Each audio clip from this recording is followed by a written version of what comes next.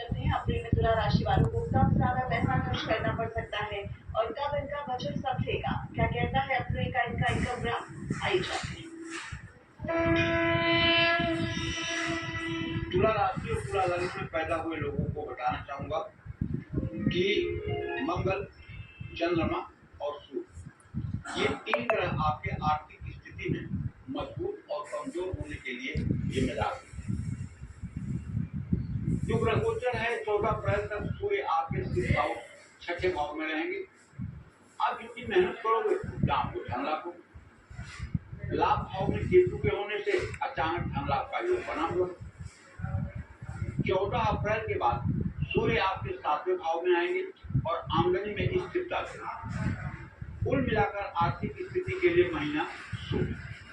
मंगल और शनि के कारण आपके खर्चे थोड़े बढ़ सकते हैं। सेहत और जरूरत के काम के कारण भी खर्च होने की संभावना है। खर्च नियंत्रण में रखेंगे तो आर्थिक स्थिति पर दबाव नहीं पड़ेगा। मंगल इस महीने मजबूत स्थिति में है, ऐसे में बचत की संभावना तो है। भाग्य भाव में बृहस्पति के होने से आर्थिक स्थिरता बनी रहेगी, बचत बढ़ेगी। शनि और सूर्य के कारण बचत में मामूली रुकावट आ सकती है। बृहस्पति शुभ है, ऐसे में दीर्घकालीन निवेश से फायदा होगा। बुध नीच अवस्था में है, ऐसे में छोटे और जोखिमपूर्ण निवेश से बचना होगा। सलाह लेकर निवेश करेंगे तो हानि कम होगी। पुराने निवेश से लाभ मिलने के समय है। बुध कमजोर है, ऐसे में गलत फैसले आर्थिक नुकसान करा सकते हैं। राहु के कारण कोई आपको भ्रमित करके धोखा दे सकता है या आपको भ्रम की बीमारी हो सकती है। कागजी काम में किसी भी तरह की लापरवाही से बचे। चौथे भाव में शनि के होने से संपत्ति सुख का योग है। 22 अप्रैल तक शनि आता है, ऐसे में कुछ देरी की संभावना है।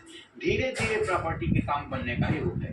मंगल मजबूत है, लेकिन शनि के साथ होने से वाहन खरीदते या गाड़ी चलाते समय सावधान रहें। नई गाड़ी बहुत सोच समझ कर खरीदें। पुरानी गाड़ी की मरम्मत पर खर्च बढ़ सकती है। मैं आपसे ये कहना चाहूंगा कि यदि आपकी तुला राशि है तो क्यों ना आप अपने घर में एक श्रीयंत्र रखें, और वो भी श्रीयंत्र स्फटिक, पारे या चांदी का, और दिव्य ढंग से दक्षिणावर्ती शंख से जल, दूध, चीनी के रस, शहद, घी और दही से अभिषेक करें। श्री सूक्तम के मंत्रों को चलाते रहें। अगर श्री सूक्तम आपको पढ़ना नहीं आता है तो अपने YouTube पर चालू कर दीजिए श्री सूक्तम, वो चलता रहेगा, आप पूजा करते रहिए। धीरे धीरे आपको याद भी हो जाएगा। और उसके बाद खूब बढ़िया शुद्ध जल से धो करके, कलावा लपेट करके, रोली, हल्दी, चंदन, साबुत चावल जिसको अक्षत कहते हैं, लाल फूल, धूप दीप से पूजन करके, भोग प्रसाद सामग्री अर्पित करके, कपूर से आरती करके माता का मतलब कि जो है श्री सूक्त का पाठ करते रहिए। अगर ये उपाय आपने अपने जीवन में अपना लिया तो और तो कुछ चीजें होनी अनहोनी जो होनी है जीवन में, जो विधाता ने लिखा है प्रारब्ध के अनुसार, उसको कोई टाल नहीं सकता है। लेकिन एक बात इतना जरूर कहना चाहूंगा, अगर इतनी बड़ी विपत्ति आपके ऊपर आ रही है तो आप तक पहुंचते पहुंचते वो सरसों के बराबर हो जाएगी और आपको पता नहीं चलेगा कि विपत्ति कब आई कब गई। लेकिन यदि आप भगवान से विमुख हैं, अगर देवी देवताओं से आप विमुख हैं, तो अगर इतनी बड़ी विपत्ति प्रारब्ध में आपके है और वो आएगी, इतनी बड़ी ही आएगी, वो छोटी नहीं होगी। इसलिए सब लोगों के अंदर आस्तिकता जरूरी है। जय माता निवास। तो चलिए अब बिना वक्त गवाए बात करते हैं वृश्चिक राशि वालों की। अपनी राशि है तो मैं बताऊं कि आपके आजीविका भाव का स्वामी बुध होता है और आपके आमदनी का मालिक चंद्रमा होता है, आपके धन भाव का स्वामी शुक्र होता है। तो ऐसे में अगर देखा जाए तो बुध, चंद्रमा, शुक्र के बलाबल को जो हम विचार कर रहे हैं अप्रैल में, तो आपका कर्मेश बुध 11 अप्रैल तक आपके 6th हाउस में रहेगा। आप अपनी मेहनत से आमदनी बढ़ाने में सफल रहेंगे। बृहस्पति के कारण करियर में लाभ मिलेगा और आय में खुशहाल रहेगा।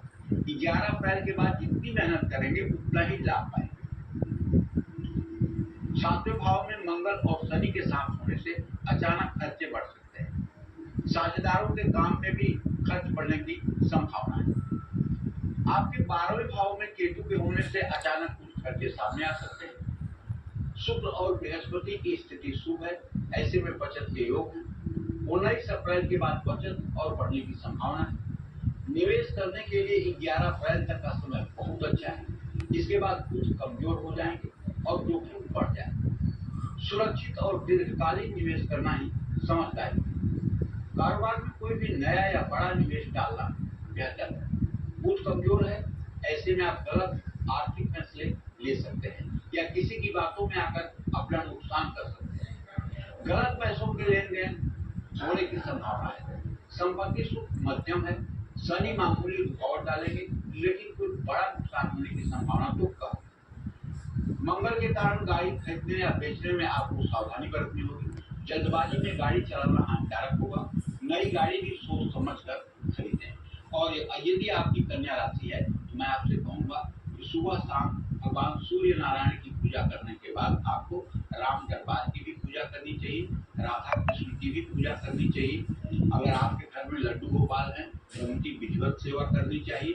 और नित्य आपको कृष्ण कृपा कटाक्ष और राधा कृपा कटाक्ष का सुबह शाम पाठ करना चाहिए। यदि आप नित्य श्री कृष्ण कृपा कटाक्ष और राधा कृपा कटाक्ष का पाठ करना शुरू कर दें तो अप्रैल का ही महीना क्या, मैं तो गारंटी देता हूँ कि पूरे पूरे साल आपका जीवन आनंदमय रहेगा। जय मां विंध्यवासिनी। और एक बार फिर अपने दर्शकों को बता दें कि आने वाले 4 अप्रैल को कालचक्र को 15 साल पूरे हो रहे हैं। आप अपने ऑडियो या वीडियोस के माध्यम से कालचक्र के सुनहरे और बेमिसाल सफर का हिस्सा बन सकते हैं। पंडित सुरेश पांडे जी और कालचक्र की पूरी टीम का मनोबल बढ़ा सकते हैं। आप हमें अपने वीडियोस हमारी ईमेल आईडी पर भेज सकते हैं। हमारी ईमेल आईडी है kalchakra@bhnetwork.in और आप अपने